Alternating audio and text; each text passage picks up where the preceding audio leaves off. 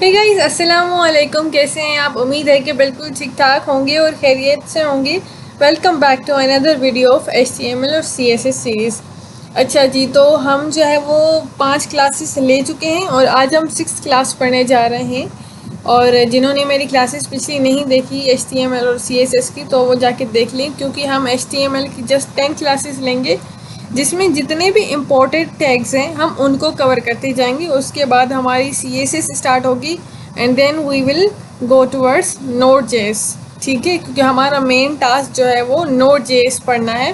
उस इसलिए जो है वो हम अपनी बेसिक्स थोड़ी सी क्लियर करना चाहते हैं HTML और CSS की।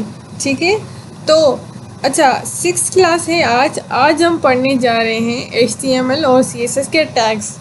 ठीक है, लेकिन उससे भी पहले हम थोड़ा सा क्लियर कर देते हैं कि डिव और स्पेन में फ़र्क क्या होता है। देखो, जब हम डिव लगाते हैं ना, तो डिव का मतलब ये है कि ये देखो, यहाँ पर एक ये पेज है हमारा। ठीक है, अब यहाँ पर हम एक हेडिंग लगाना चाहते हैं। हेडिंग के बाद हम उसके बाद नीचे एक इमेज लगाना चाहते हैं। ठीक है, अब इमेज के बाद हम अपना जो है वो कुछ इन्फो लिखना चाहते हैं। तो देखो, हमारे पास क्या है, एक सेक्शन होना चाहिए।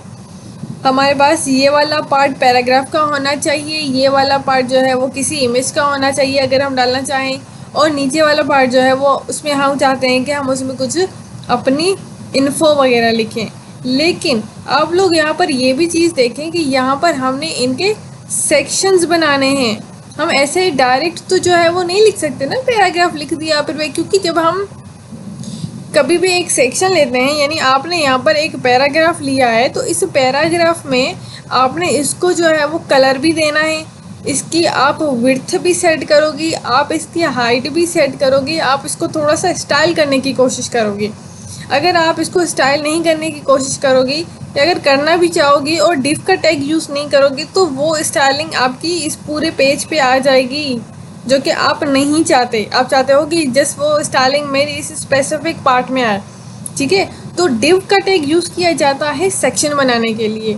हम यहाँ पर जब डिव यूज़ करते हैं तो उस डिव का मतलब ये होता है, सॉरी, डिव जो है वो कैपिटल नहीं आएगा, डी, ये डिव आता है।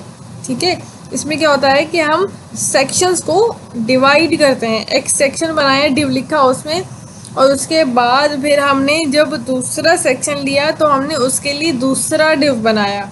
ठीक है, तो मतलब ये है ना कि वो एक अपनी एक बड़ी सी स्पेस जो है वो एक बड़ा सा ब्लॉक जो है वो एक टाइप ऑफ कंटेनर, जिसको हम कहेंगे, लिखा भी हुआ है कि एक्ट एज अ कंटेनर। तो वो स्पेस को जो क्या करता है, ऑक्यूपाई करता है। सही, और ये ब्लॉक लेवल एलिमेंट है। यहाँ पर ब्लॉक लेवल मतलब ये अपनी पूरी स्पेस जो है वो ऑक्यूपाई करता है।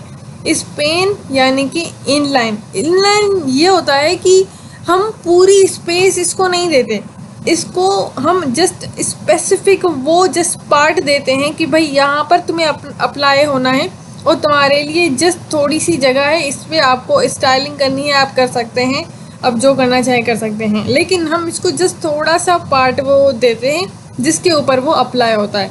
यहाँ पर मैं आपको एक एग्जांपल देती हूँ। इसको मैं हटा देती हूँ। ये मेरी पिछली क्लास का काम है जो हमने पिछली 5 क्लासों में करा है। इसको मैं हटा देती हूँ ताकि हम स्टार्ट से काम करें। तो अब यहाँ पर हम एक पैराग्राफ लिखते हैं। उस पैराग्राफ में क्या लिखें, वी आर लर्निंग HTML, ठीक है, एंड CSS। अच्छा, यहाँ पर हम चूँकि अभी इसी वक्त हम HTML पढ़ रहे हैं, तो हम क्या करेंगे, यहाँ पर स्पैन का टैग लगा देंगे। देखो, यहाँ पर हम इसको स्टाइल करना चाहते हैं। ठीक है, इसको हाईलाइट करना चाहते हैं ताकि लोगों को पता चले कि करंटली हम क्या पढ़ रहे हैं। हम पढ़ तो यही सीरीज़ रहे हैं, लेकिन इस वक्त क्या पढ़ रहे हैं। अब इसके लिए मैं चाहती हूँ कि मैं HTML को कलर दूँ, फिर चाहे वो रेड हो, ग्रीन हो, पर्पल हो, पिंक हो, कुछ भी हो। सही, लेकिन इसको स्टाइल करने के लिए आपको पता है कि हम जब भी स्टाइल करते हैं किसी टैग में करते हैं। अब इसके पीछे तो कोई टैग ही नहीं है।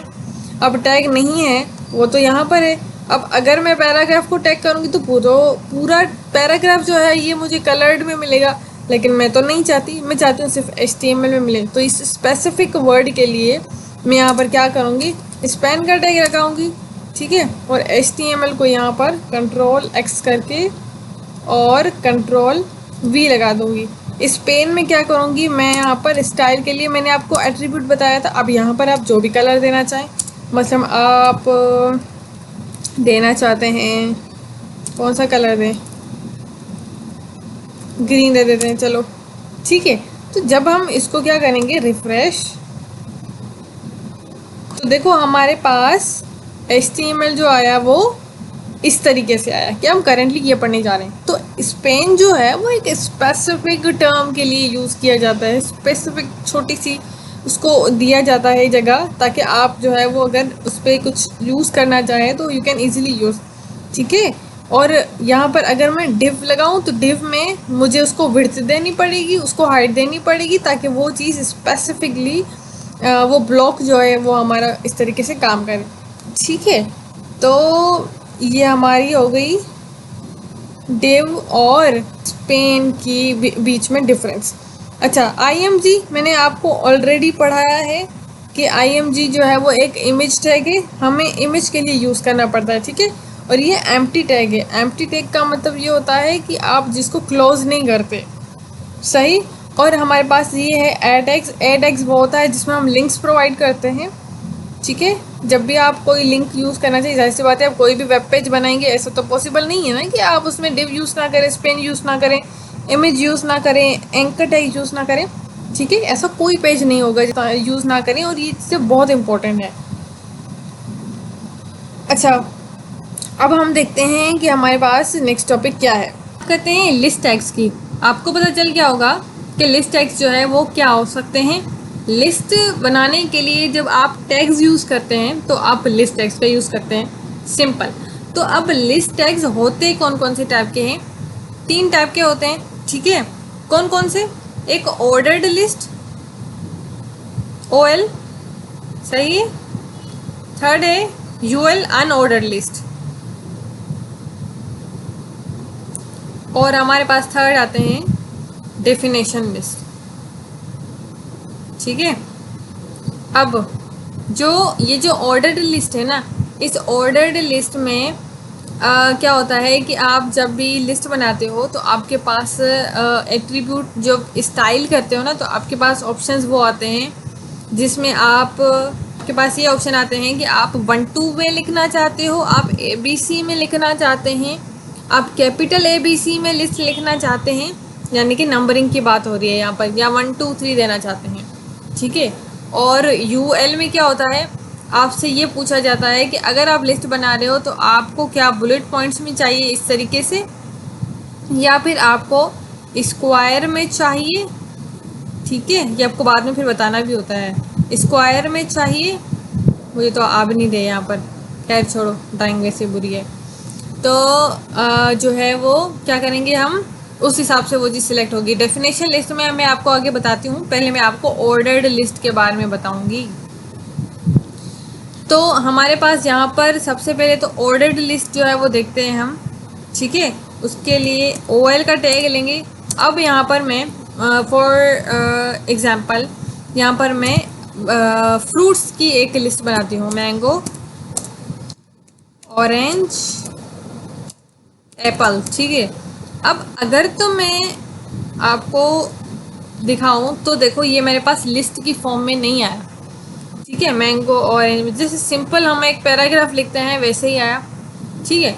अगर मैं चाहूँ कि मैं इसको लिस्ट देना चाहती हूँ, जो कि मैंने ऊपर OL लिखा है, तो हमें इनको LI टैग देना पड़ेगा।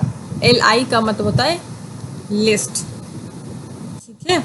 तो मैं इन सबको लिस्ट में लिखने की कोशिश करूँगी, और हर किसी को अपना जो है वो एक स्पेसिफिक LI यानी कि लिस्ट दूँगी, Ctrl+V।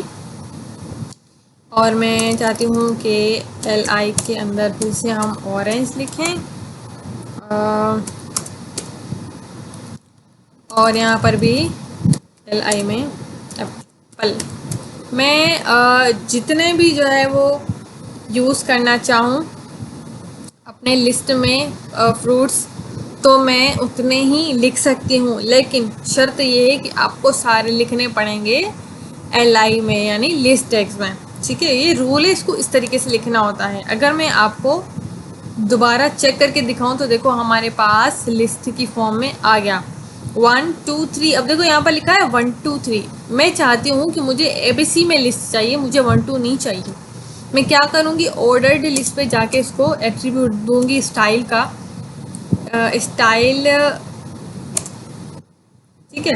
और यहाँ पर लिखूँगी लिस्ट स्टाइल, टाइप में जाऊँगी और एंटर कर दूँगी। अब यहाँ पर मेरे पास इतने सारे ऑप्शंस आ गए हैं कि आप कौन सी कैटेगरी यूज़ करना चाहते हो। मैं चाहती हूँ कि मुझे छोटी ABC चाहिए, कैपिटल वाली नहीं चाहिए।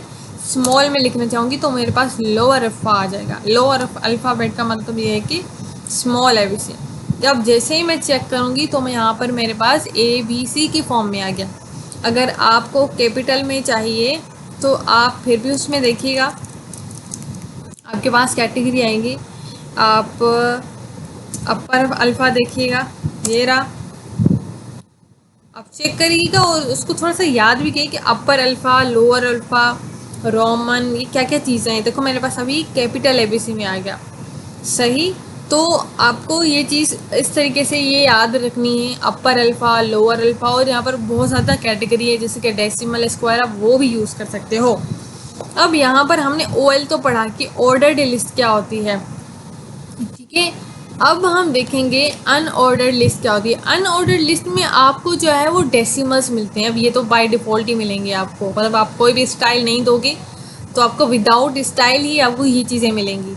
जैसे कि मुझे विदाउट स्टाइल में 1 2 3 मिला, जो कि डिफ़ॉल्ट था। मैंने स्टाइल नहीं लगाया था, स्टाइलिंग नहीं करी थी। स्टाइल करने के बाद मुझे ABC जो है वो देखने को मिला, लेकिन उससे पहले डिफ़ॉल्ट में मुझे 1 2 3 मिला। तो डिफ़ॉल्ट में आपको UL में भी डॉट्स मिलेंगे।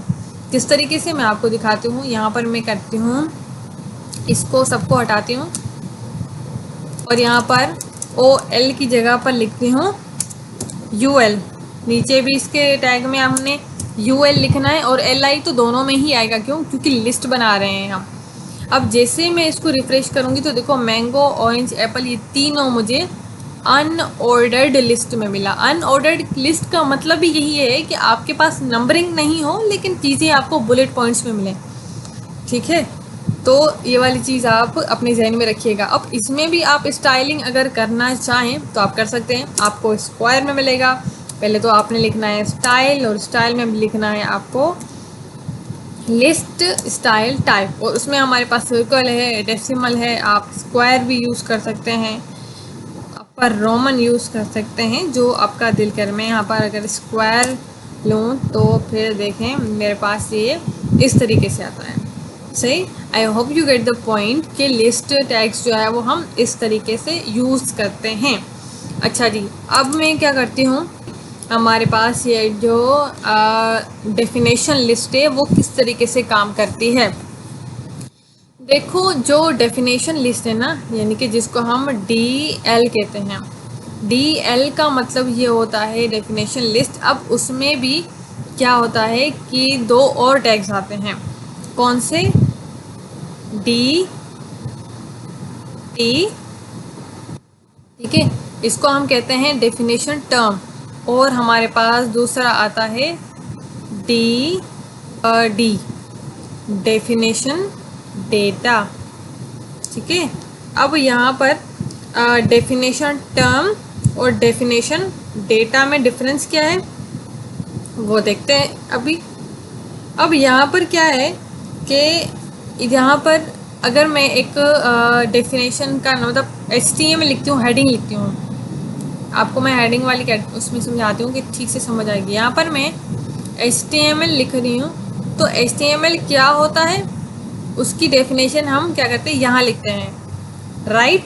और यहाँ पर अगर मैं लिखती हूँ कि भाई CSS क्या है, तो CSS में हम ये यहाँ नीचे डेफिनेशन लिखते हैं। JS क्या है, अब JS में हम नीचे डेफिनेशन में ऐसे लिखते हैं, ठीक है। अब डेफिनेशन टर्म का मतलब होता है हेडिंग। इस हेडिंग को डेफिनेशन टर्म कहते हैं, ठीक है। इसमें यहाँ CSS भी डेफिनेशन टर्म में आएगी, JS भी डेफिनेशन टर्म में आएगी। डेफिनेशन डेटा किसको कहते हैं, वो कहते हैं डेफिनेशन, जो मेन डेफिनेशन है उसको। अब आप लोग सोच रहे होंगे तो फिर डीएल क्या है। फ़िलहाल मैं मान लो फॉर एग्ज़ाम्पल मैं आपको जस्ट ये दो टैग्स यूज़ करके बताती हूँ, ठीक है। इसका क्या मतलब है मैं आपको बताती हूँ एंड में। अब यहाँ पर फॉर एग्ज़ाम्पल मैंने कहा कि डेफिनेशन टर्म जो है वो उसके लिए हम कहते हैं कि भाई HTML है, सही। और यहाँ पर HTML की डेफिनेशन लिखने के लिए तो मैं कहूँगी कि मुझे DD चाहिए। DD मतलब डेफिनेशन डेटा, सही। अब यहाँ पर मैं क्या करूँगी कि HTML is hyper text markup language, ठीक है। अब यहाँ पर मैंने क्या किया, एक minute, we are learning HTML, ठीक है, which is hypertext markup language। अब ये तो होगी इसकी डेफिनेशन। अब मैं क्या करूँगी, लिखूँगी CSS। उसके लिए मुझे इसके लिए अलग डेटा बनाना पड़ेगा, जैसे कि टर्म। उसके लिए मुझे करना पड़ेगा CSS, यानी कि CSS मैंने इसको हेडिंग दे दी। तो ये बात याद रखिएगा कि जो भी हेडिंग है ना वो सारी हेडिंग्स आएंगी DT में। DT का मतलब होता है डेफिनेशन टर्म। अब यहाँ पर मैं फिर करूँगी इसकी DD डेफिनेशन डेटा, और वो लिखूँगी कि कैस्केडिंग स्टाइल शीट, ठीक है। अब यहाँ पर बस ठीक है, अभी दो मैं लिख लेती हूँ। अब यहाँ पर क्या करना है मुझे, अब आप लोग सोच रहे होंगे कि ये तो DT हो गया, यानी कि डेफिनेशन टर्म हो गई, ये हेडिंग हो गई। उसके नीचे हमने लिखी इसकी डेफिनेशन, ठीक है। अब यहाँ पर आप लोग ये देखें कि इस DL को कहाँ यूज़ करते हैं हम। ये है हमारे पास डेफिनेशन लिस्ट, ये टैग यहाँ पर यूज़ होगा DL। एंटर जैसे ही करेंगे हम इसको, हम करेंगे Ctrl+X, इसको एंड में जाके जो है वो हम पेस्ट कर देंगे। अब DL का मतलब ये होता है कि डेफिनेशन लिस्ट, जिसके अंदर हम DT का टैग लगाते हैं और जिसके अंदर हम DD का टैग लगाते हैं। तो अब आपको आई होप की बात समझ में आ गई हो। जैसे कि ऑर्डर्ड लिस्ट में हम OL जब लिखते हैं तो उनके अंदर हम LI का टैग दे देते हैं, ताकि वो उस चीज़ को और मॉडिफाई करता है अलग से। डेफिनेशन लिस्ट में भी हम पहले पहले टैग बनाते हैं, यानी कि एक स्पेसिफिक जगह बनाते हैं, यानी कि DL का मतलब उसको एक हिट हो गई चीज़ कि अब तो डेफिनेशन डेटा और डेफिनेशन टर्म ही आएगी इस बॉक्स में, सही। तो आई होप कि आज का टॉपिक आपको समझ में आ गया हो, डेफिनेशन लिस्ट। आज हमने ये क्या पढ़ा था, आज हमने मेन जो टॉपिक था वो ये तो मैंने आपको जस्ट रिवाइज करवाया। एक इम्पोर्टेंस डिव और स्पेन की क्या होती है, इमेज टैग और एंकर टैग के बारे में। और जो मेन टॉपिक था हमारा आज का वो था लिस्ट टैग, कि हमारे पास 3 टाइप के होते हैं, एक OL, दूसरा UL यानी कि ऑर्डर्ड, अनऑर्डर्ड और डेफिनेशन लिस्ट, ठीक है। तो हर किसी डेटा की अपनी इम्पोर्टेंस होती है। यहाँ पर अगर मैं आप लोगों को टास्क देना चाहूँ तो मैं आपको एक टास्क ये दूंगी कि आप मुझे एक ऑर्डर्ड लिस्ट में एक ऑर्डर्ड लिस्ट बना के दिखाएं, फिर वो चाहे किसी भी चीज़ हो, एक अनऑर्डर्ड लिस्ट हो और एक डेटा लिस्ट हो। अब डेटा लिस्ट में डेफिनेशन लिस्ट में आप जो है वो कोई भी डेफिनेशंस और टर्म जो है वो यूज़ करके मुझे वो टास्क सबमिट करवा सकते हैं, ठीक है। I hope you guys love this video. If you did, make sure to like and subscribe this channel. I will see you in the next video. तब तक के लिए थैंक्स फॉर वॉचिंग।